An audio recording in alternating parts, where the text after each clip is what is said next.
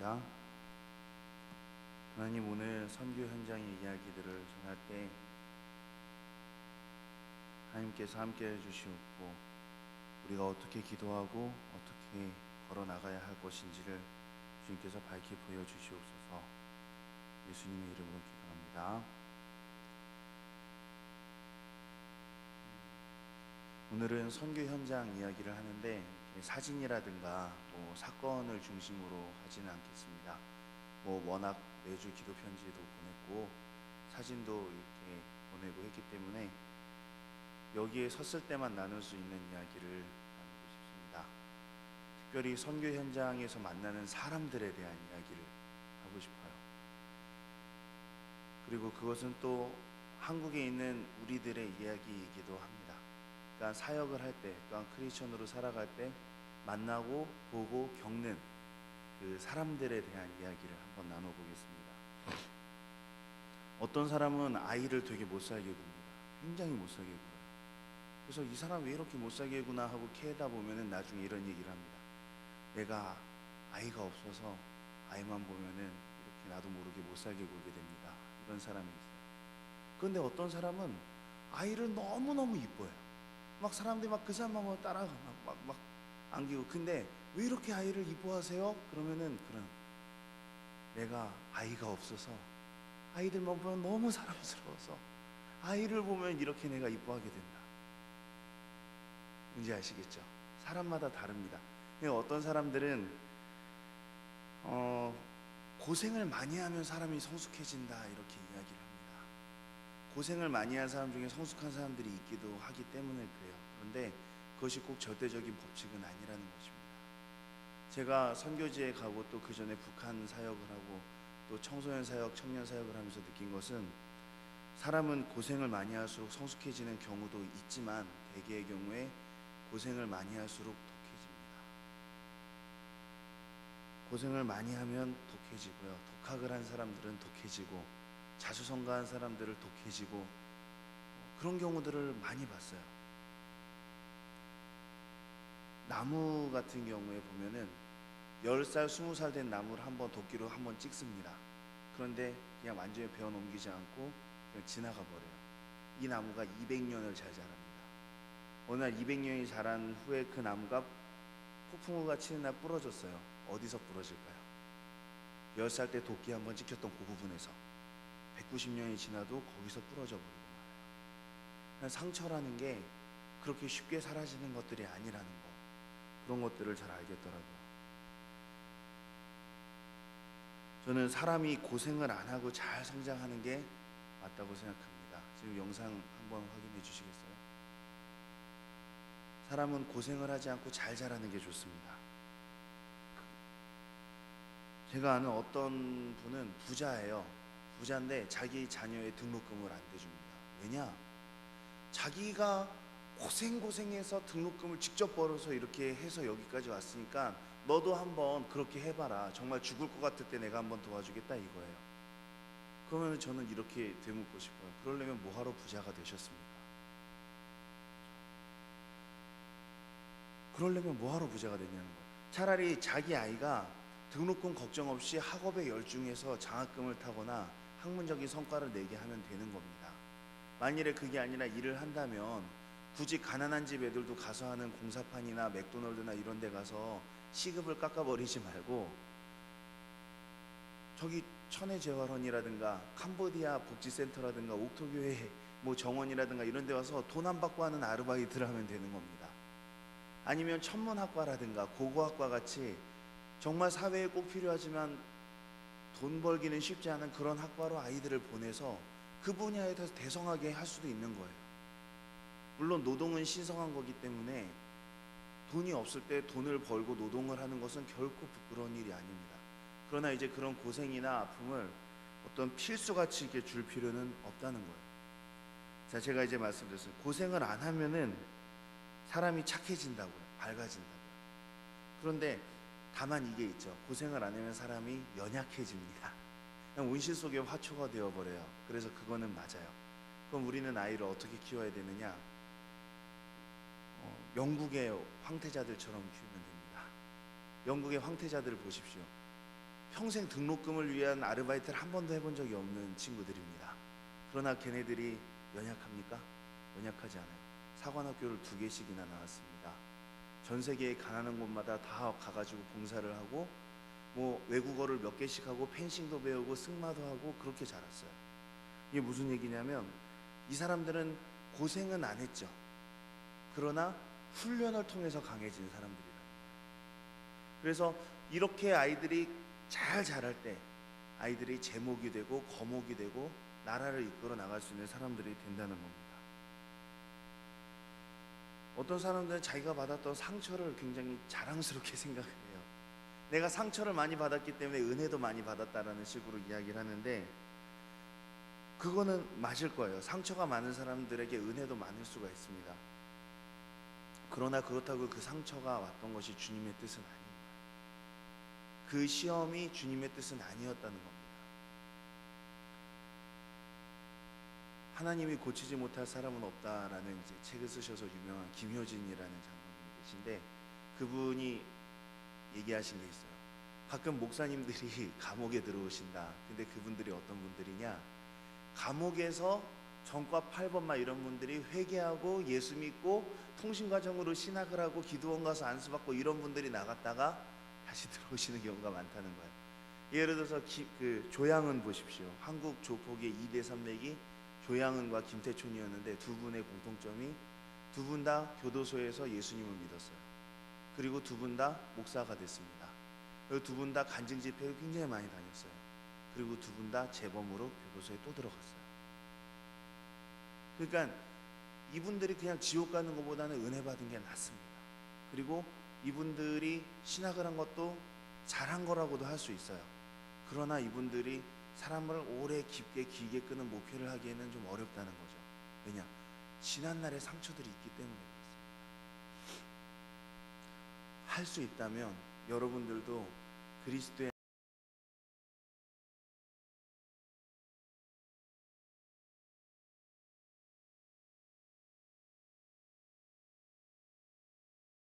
게 더 있다고 심하게 고생을 하고 또 아이들을 미친 듯이 공부를 시키고 돈을 더 벌자고 막 안 해도 되는 야근에 막 이렇게 하지 마시고 편안하게 사셨으면 좋겠습니다.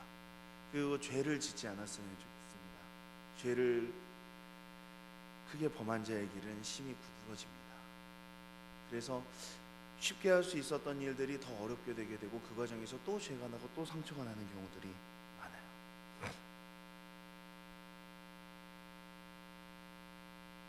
그 혹시 민우라는 아이를 기억하실지 모르겠습니다. 우리 교회 열심히 다니던 친구인데 이 친구는 무술을 열심히 하던 친구입니다. 그래서 용인대 경호학관과 무술학관과를 갔었고요. 그리고 군대도 의장대에 갔었습니다. 그런데 이제 군대에서 너무 심한 구타와 이런 걸 당하다가 의가사 전역을 했습니다. 그리고 옥토교회에 왔을 때 일병 전역을 해서 왔었는데 참 좋을 땐 좋은데 가끔씩 귀신이 들어가고 그러면은 교회 장의자를 다 날려버릴 정도의 괴력을 이렇게 보이기도 했고요. 한 번은 저랑 이명길 선교사랑 민우랑 셋이서 걸어가고 있는데 저기 노원순복음교회 근처를 걷고 있는데 오토바이 한 대가 이렇게 되게 거칠게 S자를 그리면서 운전을 하면서 우리를 이제 위협적으로 지나갔습니다. 근데 민우가 공중을 팍 뛰어가더니 오토바이에 타고 있는 사람을 그 상태로 목을 잡아서 유도로 넘겨버렸어요. 저는 어떻게 그게 인간이 가능한가? 영화의 한 장면을 본 거예요. 근데 그러고도 안 죽은 것도 참 신기하고 다치지도 않았는데 바로 그래서 노원 순복음교회 앞에 경찰서 있잖아요. 경찰서로 같이 가게 됩니다. 그래서 막 저랑 이명길 선교사는 얘를 말리면서 또 죄송합니다 하면서 경찰서 가서 이제 뭐 보상이건 피해건 합의건. 근데 경찰서에서 얘가 막 변성하기 시작하면서 귀신이 들리기 시작하더라고요. 그때 저는 전도사였는데 막 그러면서 여기는 어디야 막 이러면서 형 나 좀 살려줘요. 여긴 어디냐고 이런 식으로 자기 혼자서 얘기하면서 거의 굉장히 높은 옥타브의 소리가 나면서 하는데 그게 얼마나 무섭든지 피해자는 도망갔습니다.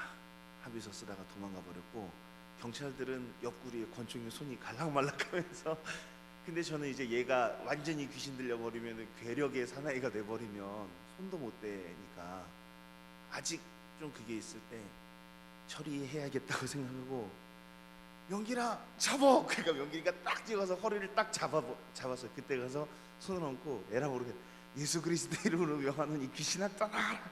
근데 그때 안돼! 막 이런 소리가 나더니 얘가 정상으로 돌아왔어요. 그때 옆에 있던 경찰도 막 기도를 했어요. 이분도 어디 집사님 이름이라. 그런 다음에 여기는 어디예요? 하고 막 초콜릿을 주세요 막 이러면서 어떤 그 어린아이 같은 반응을 하더니 돌아왔는데, 이렇게 귀신 들리고 귀신 나가고 이제 이런 것들이 반복되어 있는데, 이 친구가 소원은 정하영과 명길이 형을 따라가서 선교사로 사는 거였습니다. 형 경호원도 하고 형이랑 같이 살았으면 좋겠다. 그래서 제가 그래 와라 그랬어요. 근데 그러다 제가 군대를 갔습니다. 한 월요일인가 화요일인가 전화가 왔습니다. 형 나 죽을 것 같아요. 나 죽고 싶어요. 나 더 이상 이게 못 살 것 같습니다. 형 빨리 와서 나 좀 만나주세요. 도와주세요. 제가 뭐라 그랬냐면 내가 금요일에 월차를 내서 갈 테니까 3일만 더 버텨라 그랬습니다. 야, 형 나한테 3일이 너무 길어요. 나 빨리 와서 도와줘요. 살려줘요. 3일만 기다려. 3일 후에 내가 갈 거야. 금요일에 갈 거야. 아니 목요일 밤에 퇴근하고 갈 거야. 제가 휴가 가기로 했던 그 다음 그 전날인가 얘가 자살을 해버렸죠. 기억나시죠? 그래서 저는 너무 슬펐어요. 얘가 나중에 선교사가 되기로 하고 형을 따라가겠다고 하고 그랬었는데 왜 이렇게 됐나, 결국은 그 상처를 극복하지 못했는가 했는데, 성경에서 비슷한 구절이 나오더라고요.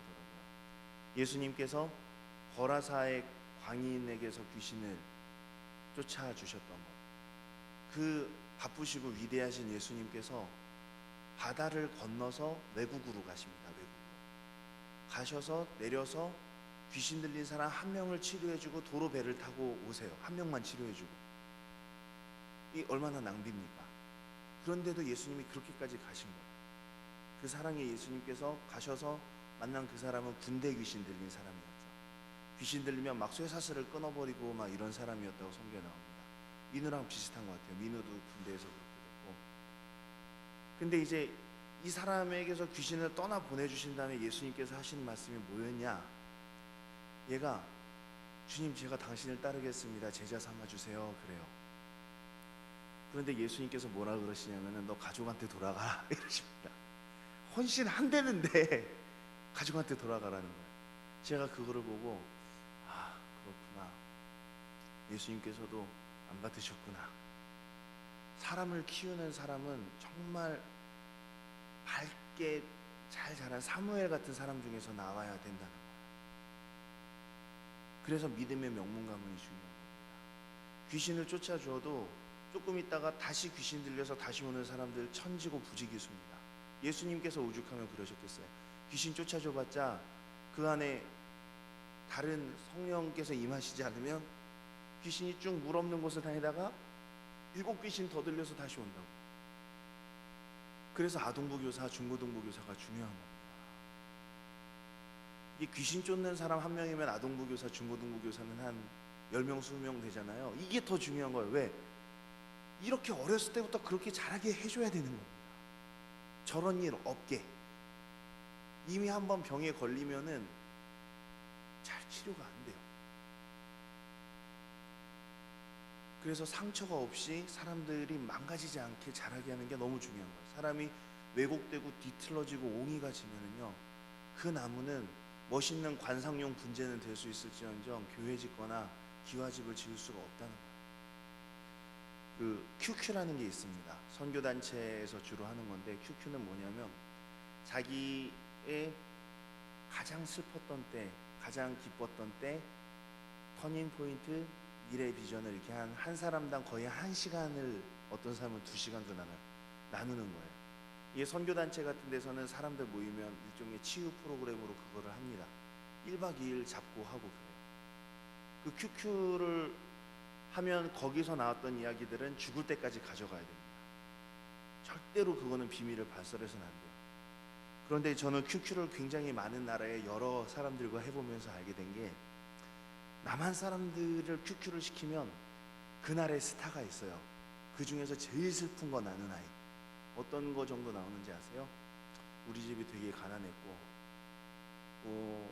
어느 날 아빠의 불륜을 알게 됐고 엄마랑 아빠랑 뭐 소리를 지르면서 술병을 던지고 아빠는 어느 날 떠났고 이 정도 집에 불 나고 이 정도 얘기 나오면 그날의 스타야. 그런데 북한 아이들하고 하면 뭐가 나오는지 아십니까? 북한 아이들하고 하면은 두만강을 건넜습니다. 건너다가 몇 명을 죽었습니다. 물에 젖어서 어디 가야 될지 알지 못하고 중국을 헤매고 다니는데 어떤 한족 할아버지가 자기를 숨겨줘서 갔더니 거기에 삶은 돼지고기가 있었습니다. 그걸 먹고 거기서 잤는데 그 한족 할아버지가 자기를 범했습니다. 거기서 현지처로 나이 차이도 60살쯤 나는데 몇 년을 살다가 아이를 낳습니다. 남한 갈 길이 생겼습니다. 이 아이를 어떻게 해야 될지 모르겠고 해서 비 오는 날 밤에 제 손으로 목 졸라 죽였습니다. 비가 오면 지금도 전 제 딸 생각이 납니다. 이런 이야기들이 나와요. 인도 사람들은 그런 얘기도 나와요. 7살 때 우리 엄마가 나를 신전에 팔았습니다. 인도에는 데바다시라는 말도 안 되는 제도가 있습니다. 저희 인도에 있는 마히마 감리교회 성도 중에 2~3명이 데바다시 출신인데, 인도 신두교에서는 초경 전에 여성들을 거룩하게 그리고 또 좀 성적으로도 보는 그런 문화가 있어서 7~8살짜리 아이들을 나시린처럼 이렇게 신전에 바쳐요. 그러면은 그 수염난 브라만들이 성적으로 학대하는 겁니다. 데리고 노는 거예요. 신의 이름으로. 근데 그렇게 해서 신전 창기로 키우다가 13, 14쯤 되면 퇴물이라 그래서 버려요. 그럼 버림받은 아이는 버릴 때 이제 마피아한테 팔아버리죠. 그러면은 신장을 적출당하는 경우도 있고, 그리고 이제 사창가로 팔려 들어가는 겁니다. 사창가에서 5년, 10년 이렇게 일하다 보면 진짜 독하게 돈 모은 제대로 된 사람들이 포주가 될 것이고요. 대부분의 사람들은 그냥 에이즈와 문둥병과 그냥 빚과 이렇게 돼서 거리에서 거린이 돼서 죽어버립니다. 우리 교회에 그런 성도들이 있습니다. 이런 이야기들이 나와요. 그러니까 남한 아이들과 이 사람들의 그 북한 사람과 인도 사람들의 그 슬픔의 무게가 다르다는 거예요. 그런데 미국의 백인들이나 그 뉴질랜드 아이들, 이 사람들하고 얘기하면 뭐가 나오는지 아십니까? 미국도 영국도 우리나라 사람들은 주로 도시만 가서 잘 모르지만 우리나라야 도시 인구가 농촌 인구보다 훨씬 많지만 미국이나 이런 데는 아직도 시골에도 사람이 많이 살거든요. 그리고 시골에는 지금도 주일이 되면은 다 문 닫고 다 교회 가고, 이런 사람들, 북한 아이들을 돌보기 위해서 매년 한 달씩 6년, 7년째 지금 남한에 오는 친구들이 있습니다. 우리 교회에서도 한 일주일 자고 갔었는데, 이 친구들하고 얘기를 하면 가장 슬펐던 때가 뭐냐? When my puppy died. 그러니까 내 애완동물이 죽었을 때요. 25~6살씩 된 애들이 막 울어요. 제일 슬펐던 때요 하면 막 울어요. 그럼 여기 있는 휴지를 한 통 봤어. 그래서 괜찮아, 말해도 돼. 여기에서 큐큐 때 뭐든지 얘기해도 돼. 근데 이 순박한 23살짜리 25살짜리 고등학교만 졸업하고 농사를 짓고 22살에 결혼하고 이런 애들이 7살 때요 막 그러면서, 그래 웬 7살 때 아빠가 저한테 소리를 질렀어요, 이런 거나. 세상에, 그게 네 인생 최고의 상처였단 말이야. 25이나 돼가지고. 그래요. 근데 어떤 애는요 더 충격적인 것도 들었어요. 물론 마약과 프리섹스와 이런 걸로 많은 고통을 당했던 애들도 있지만, 대개의 경우에 너무 순한 거예요. 어떤 아이는 저는 그런 적도 없어요, 이래요. 나는 아빠가 나한테 인생에 소리를 지른 적도 없고 애완견이 죽은 적도 없어요. 그러니까 나는 별로 슬픔이 뭔지 몰라요. 그런데 이 아이들 정말 연약하고 그럴 것 같지 않습니까? 북한 아이들을 돌볼 때 얘네들처럼 잘 보는 애들이 없었어요. 이 북한 아이들을 지금 한 15평 정도 연립되는 연립주택에서 한 집에 한 서너 명씩 이렇게 살고 있거든요. 기숙사 대신에 그룹홈이라 그래서 그렇게 사는데, 이 미국 애들이 오면 걔네들을 거기에 한 달씩 넣는 거예요. 한 방에 한 명씩. 그럼 같이 먹고 자고 살면서 되지도 않는 한국말과 되지도 않는 영어로 그 소통을 하면서 된장찌개 끓이고 이게 설거지하고 그러면서 사는데, 거기에 뭐 북한 선교에 대한 열정으로 불타는 사람, 뭐 그 내가 애를 몇 명을 키워봤어, 뭐 이런 분 막 다 넣어도요, 다 상처받아서 떨어져 나오는데, 이 미국 애들이 너무 잘해요. 사람을 믿고 너무 순하게 웃고 거짓말을 하지 않고, 거짓말하면 무슨 하늘이 그 무너질 것 같이 생각하는 애들. 이 아이들, 너무 순한 아이들, 그 순수함이 아이들을 변화시키더라고요. 저는 그런 걸 보면서 생각을 했습니다. 정말 우리가 사역을 잘하면, 제가 정말 목사로서 잘 살면, 어느 날 석정이가 25살이 돼가지고 어느 선교단체에 가서 큐큐를 할 때, 네 인생에 가장 슬펐던 때가 언제냐라고, 가장 큰 상처를 받았을 때가 언제냐 그랬을 때, 아빠가 7살 때 저한테 소리를 질렀어요. 이런 거 나왔으면 좋겠어요. 그러면 전 정말 성공한 부모라고 생각을 합니다. 근데 그러면서 또 한 가지 생각을 했습니다. 제가 아까 말한 그 백인 애들이 텍사스 농촌에서 온 애들이에요. 나이가 23살, 그런데 직업이 옥수수 농부, 뭐 카우보이 이런 애들입니다. 그리고 뭐 19살 때 결혼했고 아이 낳고, 굉장히 보수적이고 신앙적인 그 농촌 아이들인데, 얘네들의 아버지는 어떤 사람들이었을까 궁금해지더라고요. 주일에 교회 안 가면 지옥 가는 줄 아는 사람들. 얘네들의 할아버지 글쎄 한 증조 할아버지만 해도 말 타고 다니면서 인디언 총으로 쏴 죽이던 사람들이었을 겁니다. 한 얘네들의 한 증조 할아버지나 할아버지만 하더라도, 이게 딱 술집에 들어갔는데 누가 담배를 탁 뱉었는데 그게 내 부추에 떨어졌어. 나와, 결투다. 이랬던 사람들일 거예요. 너 내 발 밟았어. 막 결투다. 그런데 신앙이 1대, 2대, 3대, 4대, 5대 쭉 가다 보니까 이런 사람들이 나오는 거예요. 제가 그걸 보면서, 아, 한국교회 멀었구나. 이 백인들의 5대, 6대, 7대 이 사람들 따라가려면 멀었구나. 그런 생각을 했어요. 그러면서 우리도 이렇게 가야 되겠다. 그런데 인도는 어떠냐면요, 제가 이게 다 나눠봤자 은혜도 안 되고 또 의리도 없는 짓이기 때문에 다 나눌 수는 없지만, 얼마나 거짓말 많이 하는지 모릅니다. 교회 안에서 거짓말 너무 많고요, 도둑질 부족하고요, 간음 많고요, 횡령, 사기, 미신, 이런 게 너무 많습니다. 미신은 어떤 것들이 있냐면, 저 기도해달라고 불러요. 그러면은 기도해주러 갔죠. 그러면 물을 한 통 줍니다. 그래서 저는 마시라는 줄 알고 꿀꺽꿀꺽 마셨어요. 사람들이 큰일 났다 이러더라고요. 인도는 마시는 물과 그냥 쓰는 물이 달라요. 근데 그 물은 저 마시라고 준 물이 아니었던 거예요. 그 물에다가 제가 마셨으니까 하나 더 떠왔죠. 그러더니 이거 마시지 말고 목사님이 뿌리면서 기도를 하달라는 거예요. 그러면서 거기다가 헤어 오일을 이렇게 막 뿌려요. 이렇게. 뭐 하는 짓이야? 그러니까 야고보서에 보면은 기름을 바르며 기도하라는 게 있으니까, 기름을 발라서, 아픈 사람 있으면 기름 발라서 기도해 줘야 되는데, 기름은 비싸니까 물이랑 탄 겁니다. 그래서 저는 처음에는 아무것도 모르고 이렇게 하면 되냐 하고 이렇게 손을 넣었다 뺐다 이렇게 했는데, 아무래도 아닌 것 같은 거예요. 근데 나중에 제 손이 들어갔고 헤어 오일이 들어갔던 그 물을 갖다가 이 힌두교인들이 돌아가면서 마시는 거예요. 성직자의 손이 들어갔던 거룩한 물이라고 마셔요. 더 아플 것 같아요. 제발 이런 짓 좀 하지 마라. 어떤 사람들은 물통을 교회에 가지고 와서 이 물통에 손을 얹고 기도를 해달래. 왜? 그러면 그 기도를 해주면 그 물통을 갖고 집에 갖고 갔다가 냉장고에 넣어놨다가 아픈 사람이 있으면 그 물을 발라주는 거예요. 제가 뭐라고, 그러니까 저한테만 그러는 게 아니라 인도 현지 목회자들한테 그런 걸 요구를 합니다. 이 사람들이. 이젠 저한테는 잘 요구 안 해요. 제가 잘 안 해주거든요. 그냥 기도하면 됩니다. 당신이 직접 해도 됩니다. 그래서 당신이 기도하십시오.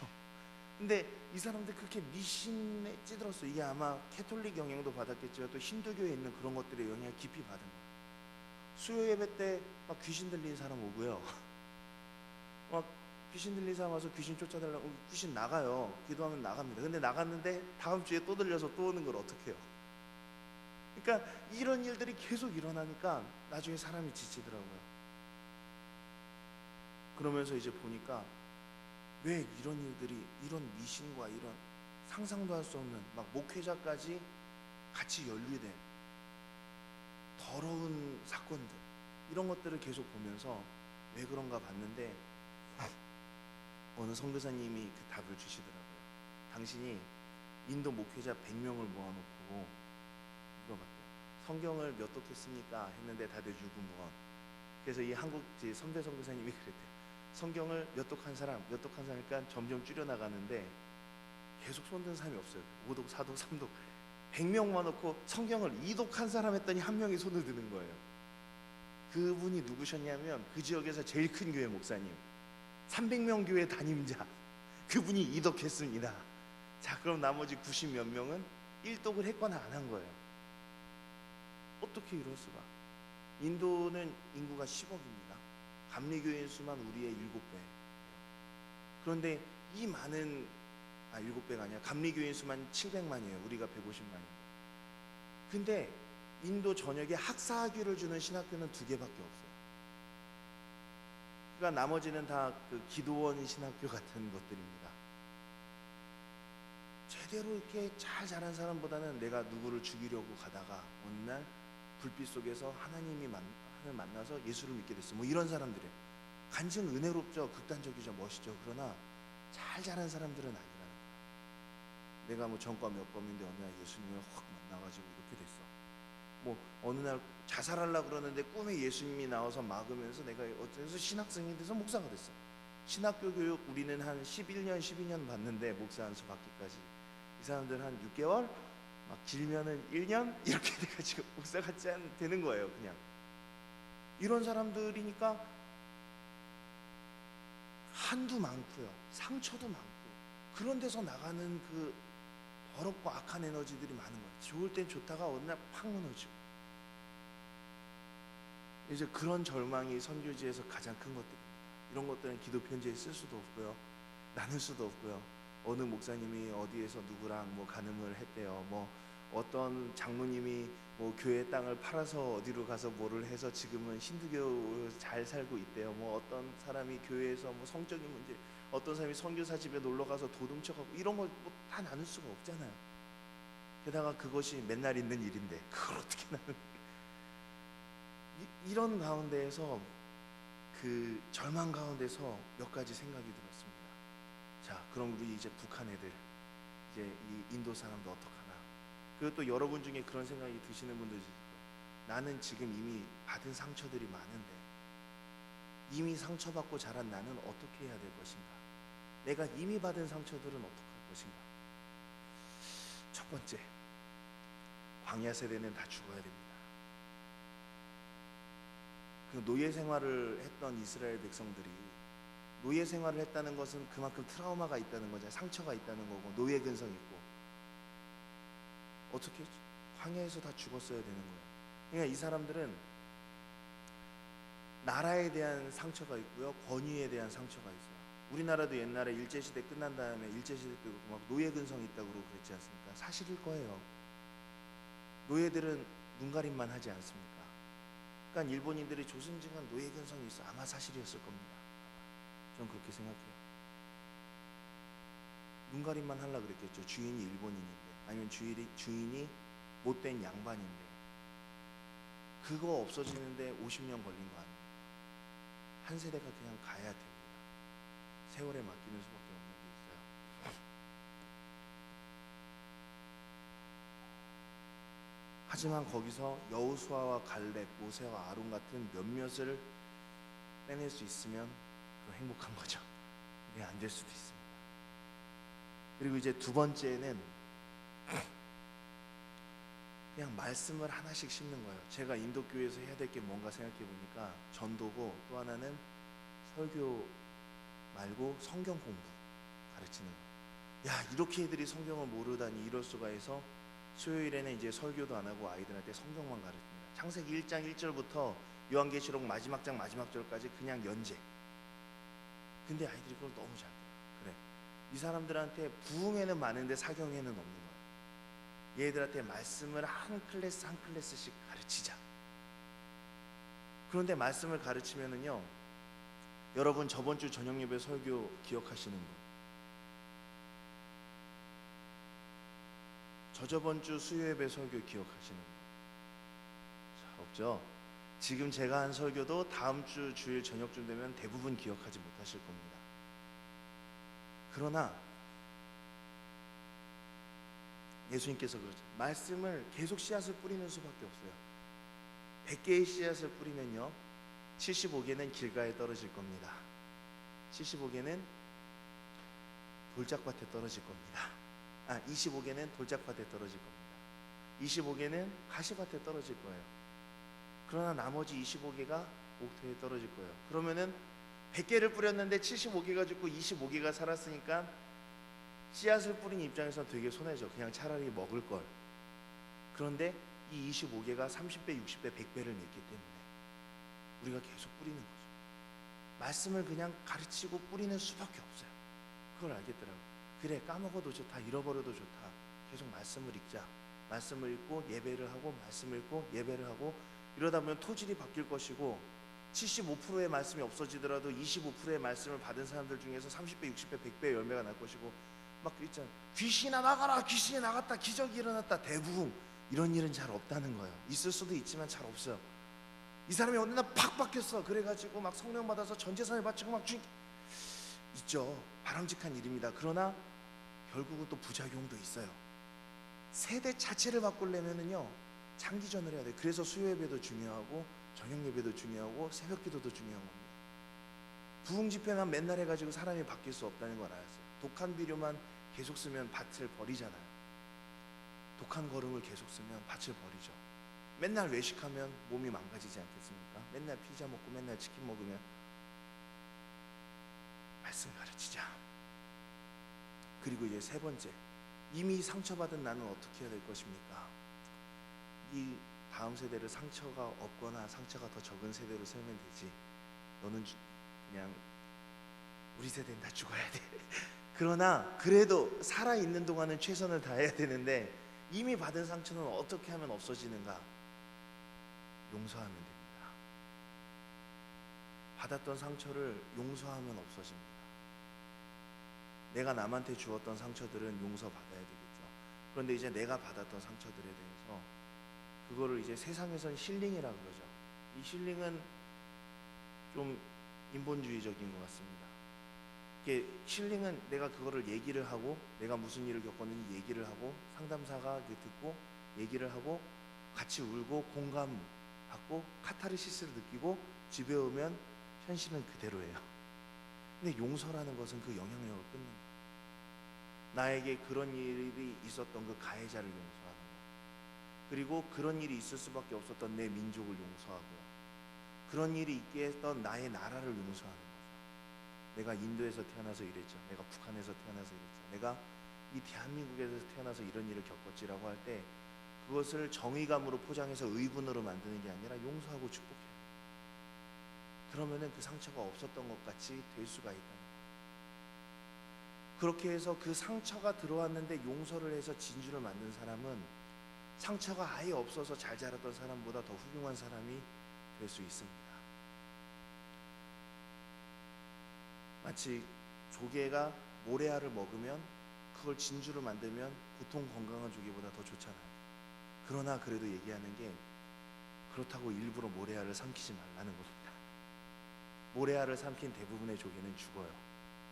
100에 하나가 진주를 만든다는 거예요. 그러니까 웬만하면 모래알 먹지 마시고, 상처 받지 마시고, 괜히 괜한 고생하지 마시고, 말씀과 축복과 교회 가운데에서 잘 자라시란 말입니다. 근데 이미 먹었다, 이미 모래를 먹었다. 그러면 어떻게 해야 되느냐? 진주로 만들어야죠. 그거밖에 살 길이 없지 않습니까? 그게 바로 용서입니다. 그렇지 않으면 독해절, 되겠습니까? 맨 처음에 이야기로 돌아가겠습니다. 난 아이를 보면 참 미워. 왜? 내가 아이가 없으니까. 이런 사람이 되겠습니까? 아니면 나는 아이들이 너무 사랑스러워요. 왜? 내가 아이가 없거든요. 이런 사람이 되겠습니까? 제가 보기에 교회는 한 주일, 두 주일, 한 달, 두 달, 1년, 2년의 싸움이 아닌 것 같아요. 이것은 세대와 세대를 놓고 쓰는 싸움입니다.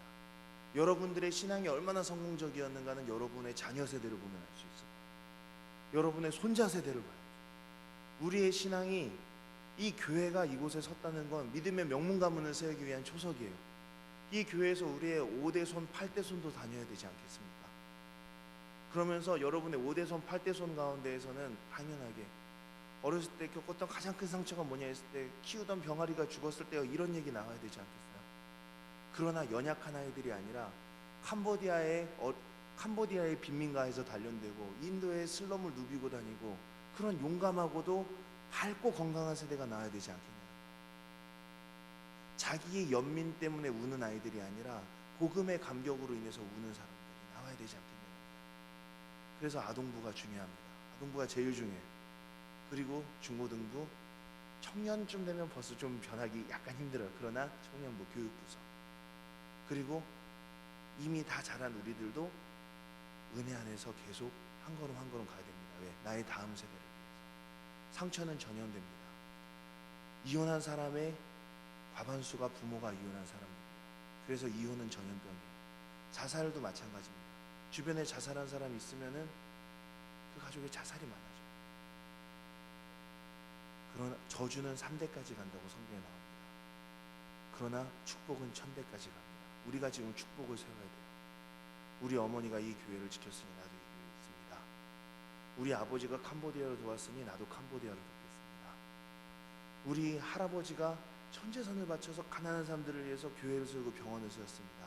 나도 그 길을 따르렵니다. 축복은 1000대까지 갑니다. 그래서 우리가 이 십자가를 나의 구원만을 위해서 하는 게 아니라 이 부활하신 그리스도, 이 영원한 생명 되신 그리스도를 이제 내가 처음 믿었다면 지금 꽂는 거예요. 여기서부터 그 보혈이 여러분의 3대, 4대, 5대, 10대, 20대 흘러나갈 줄 믿습니다. 그것을 위해서 우리가 여기 있습니다. 기도하겠습니다.